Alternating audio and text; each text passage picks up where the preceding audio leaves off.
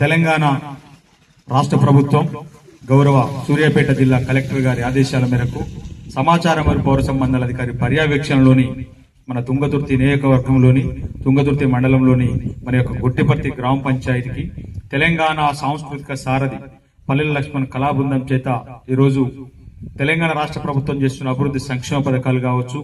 99 రోజుల ప్రగతి పాలన ప్రణాళిక మీద కావచ్చు, అనేకమైనటువంటి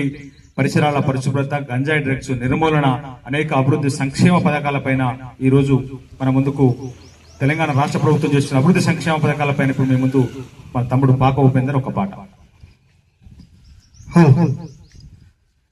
డమడమ మోగెను డప్పుల మోత సిర్ర సిటీ కన తుందా మాట